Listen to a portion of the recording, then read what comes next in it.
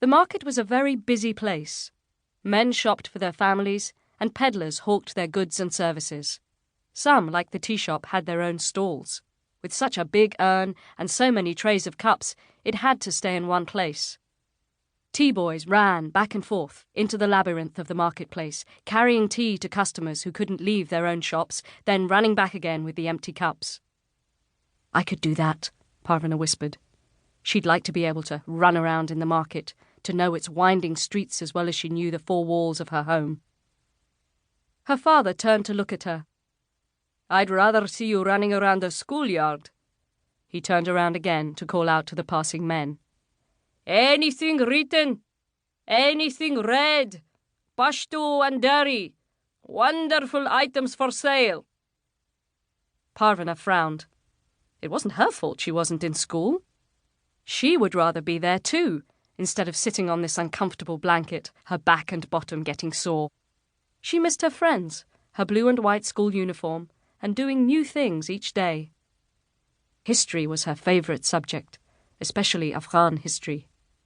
Everybody had come to Afghanistan. The Persians came 4,000 years ago.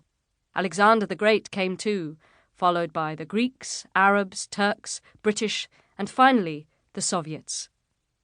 One of the conquerors, Tamerlane from Samarkand, cut off the heads of his enemies and stacked them in huge piles, like melons at a fruit stand. All these people had come to Parvana's beautiful country to try to take it over, and the Afghans had kicked them all out again. But now the country was ruled by the Taliban militia. They were Afghans, and they had very definite ideas about how things should be run. When they first took over the capital city of Kabul and forbade girls to go to school, Parvana wasn't terribly unhappy. She had a test coming up in arithmetic that she hadn't prepared for, and she was in trouble for talking in class again.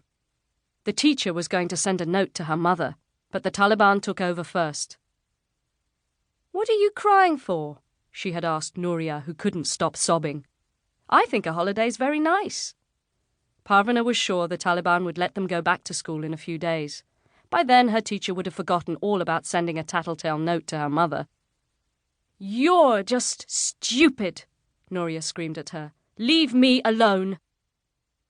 One of the difficulties of living with your whole family in one room was that it was impossible to really leave anyone alone.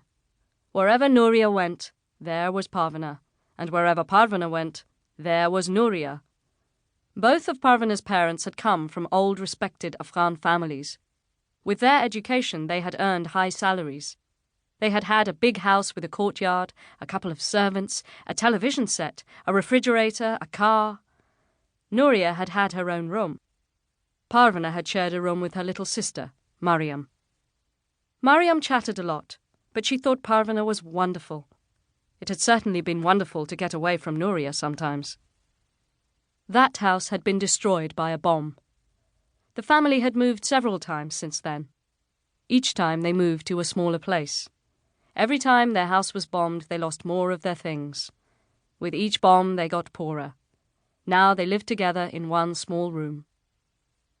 There had been a war going on in Afghanistan for more than 20 years, twice as long as Parvana had been alive. At first it was the Soviets who rolled their big tanks into the country and flew warplanes that dropped bombs on villages and the countryside. Parvana was born 1 month before the Soviets started going back to their own country. "You were such an ugly baby, the Soviets couldn't stand to be in the same country with you," Nuria was fond of telling her.